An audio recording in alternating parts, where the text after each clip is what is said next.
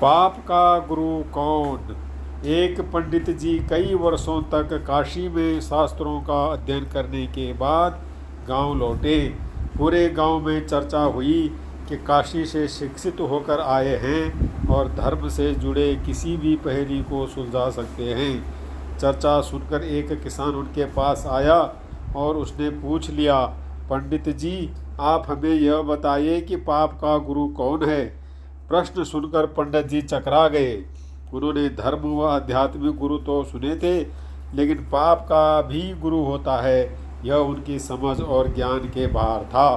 पंडित जी को लगा कि उनका अध्ययन अभी अधूरा रह गया है। वह फिर काशी लौटे, अनेक गुरुओं से मिले, लेकिन उन्हें किसान के सवाल का जवाब नहीं मिला। अचानक एक दिन उनकी मुलाकात एक गणिका यानी वैश्य से हो गई। उसने पंडित जी से परेशानी का कारण पूछा तो उन्होंने अपनी समस्या बता दी। गणिका बोली, पंडित जी इसका उत्तर है तो बहुत सरल, लेकिन उत्तर पाने के लिए आपको कुछ दिन मेरे पड़ोस में रहना होगा। पंडित जी इस ज्ञान के लिए ही तो भटक रहे थे। वह तुरंत तैयार हो गए। गणिका ने अपने पास ही उनके रहने की अलग से व्यवस्था कर दी। पंडित जी किसी के हाथ का बना खाना नहीं खाते थे। अपने नियम आचार और धर्म परंपरा के कट्टर अनुयायी थे। वैश्या के घर में रहकर अपने हाथ से खाना बनाते खाते कुछ दिन तो बड़े आराम से बीते, लेकिन सवाल का जवाब अभी भी नहीं मिला। वह उत्तर की प्रतीक्षा में रहे। एक दिन गणिका बोली, पंडित जी आपको भोजन पकाने में बड़ी तकलीफ होती है।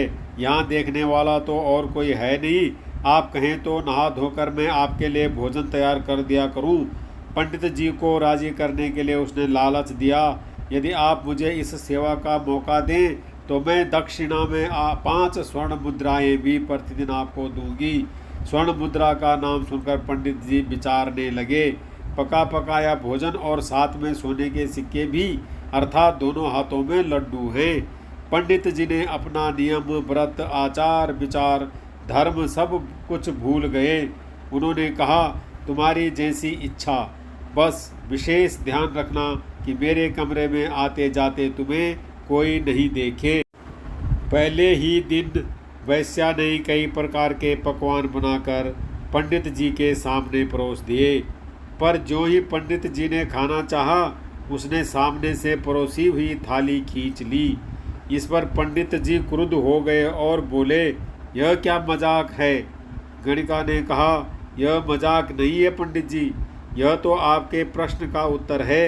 यहाँ आने से पहले आप भोजन तो दूर किसी के हाथ का पानी भी नहीं पीते थे, मगर स्वर्ण मुद्राओं के लोभ में आपने मेरे हाथ का बना खाना भी स्वीकार कर लिया। यह लोभ ही पाप का गुरु है। इस तरह पंडित जी उनके प्रश्न का उत्तर मिल गया। उसने उस गणिका का धन्यवाद किया और वहाँ से चले गए।